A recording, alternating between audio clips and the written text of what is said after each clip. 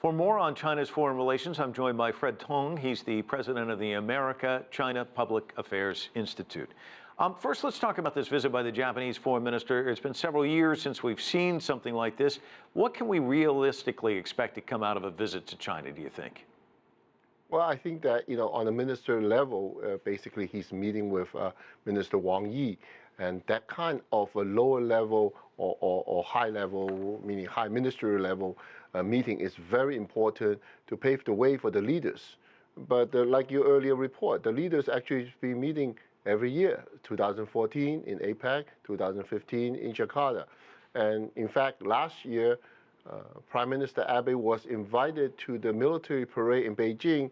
Very unfortunately, he declined, and there was a good opportunity actually for Prime Minister Abe to patch up the relationship with China. Sergei Lavrov and Wang Yi meeting and speaking basically with one voice about this deployment of a THAAD system in South Korea. What do you read into that? Well, I think that, certainly this is a concern, while it is the premise was to protect against North Korea, but then the range covers many areas, including China and Japan. Both men also calling for the efforts to restart long-stalled six-nation talks on ending the DPRK's nuclear programs. Where do you see that going? Well, I think that China always have advocated dialogue, even though they're part of the six parties talk. But at the end of the day, really, DPRK, who they really want to talk to is the United States, one-on-one. And I think the country who can really solve this problem is United States and North Korea really having an agreement on this, and that is really the real solution. And then also, talk to me, if you can, about Lavrov's statements about the South China Sea, which seem to buttress what Wang Yi's saying about that area, the region. Well, South China Sea, it's been a long dispute. I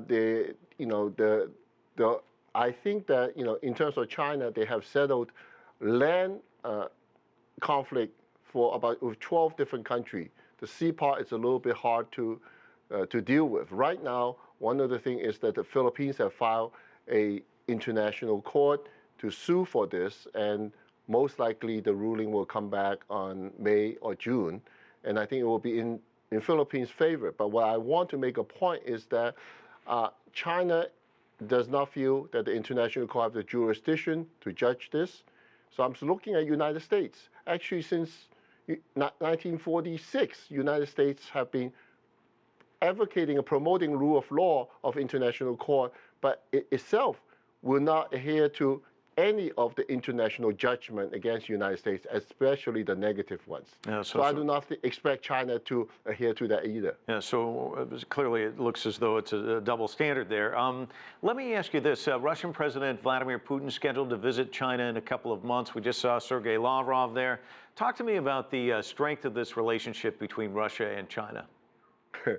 Actually, the preferred best friends for Russia and for China is the United States.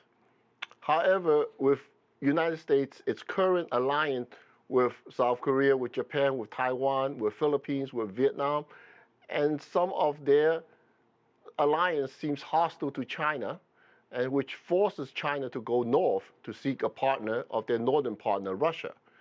For Russia, it's because the EU and United States sanctioned against it, and they have to look for a land neighbor country to bring supplies to them. And China is a big producer of lots of goods.